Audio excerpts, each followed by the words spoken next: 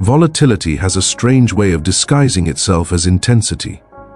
It pulls you in with the sharpness of a spark in a dark room, quick, bright, promising something alive. You feel the rush before you ever feel the risk. Most people don't admit it, but the heart often reacts faster to chaos than to comfort. Unpredictability wakes up the nervous system, creating a jolt that feels like chemistry, like fate, like this must mean something. Calm doesn't give that hit. Stability doesn't flood your body with adrenaline. So the mind tells a dangerous story. If it feels intense, it must be real. But here's the paradox. The fire you're drawn to is often the very thing that burns you.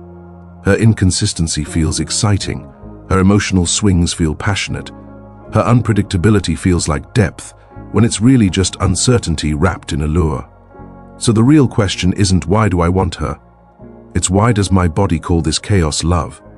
Because sometimes what we call passion is just an old wound lighting up again, a familiar storm we mistake for warmth. She walks into your life like a spark that refuses to stay still. One moment she's warm, overflowing with attention, making you feel like the only man in the room. The next, she's distant, guarded, or suddenly irritated by something small. And before you can make sense of it, your mind gives the chaos a romantic name, passion. It's easy to believe the intensity means something profound.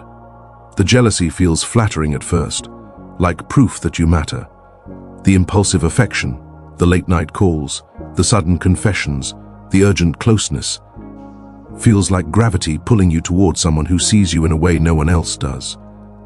You confuse the emotional roller coaster with depth, because the highs are so intoxicating, they make the lows feel meaningful. But beneath the surface, something else is happening. Your nervous system is interpreting unpredictability as importance. Your body mistakes emotional spikes for connection, the same way intermittent rewards create addiction. And culture doesn't help. Movies, music, and modern dating slogans whisper that crazy chemistry is a sign of real love, that the messier it feels, the more significant it must be. So you ignore the inconsistencies, the sudden drops in warmth, the sharp tone that comes out of nowhere, the arguments that somehow end with heightened intimacy even though nothing actually gets resolved. You tell yourself you've never felt anything like this before, and maybe that's true. But novelty isn't the same thing as safety, and electricity isn't the same thing as compatibility. You're not falling for passion, you're falling for intensity, and intensity knows how to disguise itself beautifully when you're starving for connection. Chaotic passion doesn't begin in adulthood. It begins long before someone ever falls in love. There is a reason intensity feels familiar, and why emotional turbulence can feel like home. For many, the blueprint was set in childhood, shaped quietly in moments they didn't have the language to name. Some grew up in households where affection arrived only in waves, warm one moment, distant the next. A parent's mood could shift without warning, and a child learned to stay hyper-attuned, scanning for the next emotional change. Developmental researchers like Mary Ainsworth documented this pattern decades ago. Inconsistent caregiving wires the nervous system to equate unpredictability with connection, because that's where love once appeared. And so the child grows, but the body doesn't forget. Imagine a young girl who only felt held after chaos, after tears, arguments, or tension in the home. Her nervous system learned a dangerous lesson: storms bring closeness. Or the child who tried to earn affection by being good, chasing approval that came in flashes instead of consistency. Both grow up believing love is something that must be pursued, not received. So when she becomes a woman and meets someone who mirrors that rhythm, the highs, the lows, the emotional swings, it doesn't feel like danger. It feels like recognition. Intensity feels real because her body remembers it. Calm, on the other hand, feels foreign, even suspicious. This is why chaotic chemistry is so seductive. It reenacts unfinished emotional business. It is the unconscious hope that this time, the instability will resolve, the pattern will finally break, the love will stay. But unresolved attachment wounds don't heal through repetition. They simply replay themselves with new faces. What looks like passion is often a nervous system seeking closure for a story it never got to finish. And until that story is understood, chaos won't feel like a red flag. it will feel like destiny. In today's world, the confusion between passion and chaos has only grown sharper. Modern dating platforms don't just connect people, they amplify emotional volatility. A single message can ignite hope, and a single hour of silence can trigger panic. The rhythm becomes addictive, a hit of attention, a withdrawal, a sudden return. It feels like passion because the nervous system lights up every time her name flashes on the screen. Technology has turned intermittent reinforcement, the same psychological pattern that makes gambling addictive, into a dating norm. Hot-cold behavior becomes electrifying. When she replies instantly one moment and disappears the next, your body reacts before your mind does, confusing anxiety with attraction. It's not love you're feeling, it's hypervigilance dressed as chemistry. Social media intensifies it even more. A cryptic story post, a curated photo meant to signal availability or provoke jealousy, a status change that feels like a threat or an invitation. The algorithms reward dramatic spikes in engagement, so the chaos becomes part of her self-presentation and part of your emotional diet. You start refreshing, checking, waiting, as if each update might reveal where the relationship stands. Even in person, the cycle continues. She may swing between affection and detachment, creating emotional whiplash that feels strangely intimate. Arguments become a form of contact. Reconciliations feel like proof of connection.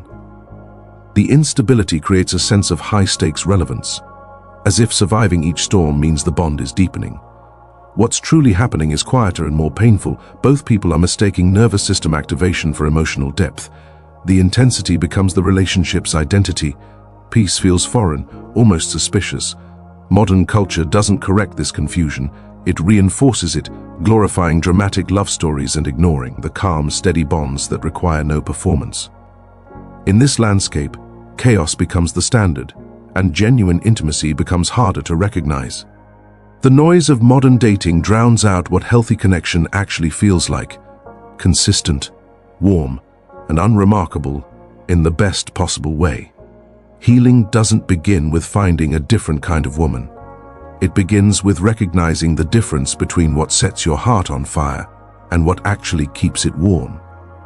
For years, intensity felt like connection because your nervous system was trained to chase what was unstable. The rush, the jealousy, the unpredictable highs, they felt like chemistry, but they were really your body remembering an old wound. Healing starts the moment you can pause long enough to notice that the spark is actually anxiety wearing perfume. At first, calm will feel strange. A woman who answers consistently may feel too predictable.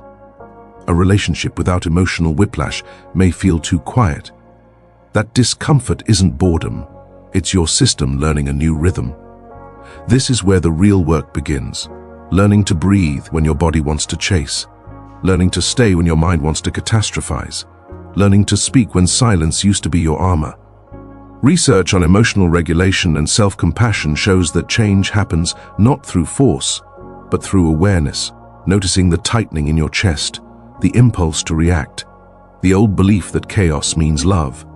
When you can name those sensations instead of acting on them, the pattern loosens. Slowly, consistency stops feeling dull and starts feeling safe. Steady affection no longer feels suspicious. It feels earned through presence, not performance. Healing is not about avoiding intensity, it's about choosing the kind that doesn't destroy you. When you stop mistaking emotional turbulence for passion, something shifts. You finally have space to build a love that lasts, not one that burns you alive. The fire you kept chasing was never love. It was an old alarm echoing through your chest, a signal you mistook for desire. And now, as the noise quiets, something softer finally appears, the understanding that real intimacy doesn't need volatility to feel alive. The kind of love that lasts doesn't arrive like a storm. It settles like warm light on a still morning. No explosions, no trembling anticipation, just presence, steady and breathable. You begin to see that the relationships worth keeping aren't the ones that ignite instantly, but the ones that glow without burning you. Not the ones that shake your nervous system awake, but the ones that let your body unclench for the first time in years. Picture two people sitting together in a quiet room. No sparks flying, no tension pulling, just a shared peace that doesn't demand anything but truth. This is the revelation. Choosing calm is not choosing boredom. It is choosing a kind of passion that does not wound, a connection that does not collapse under its own intensity. In the end, the gentlest love becomes the strongest, precisely because it no longer hurts to hold.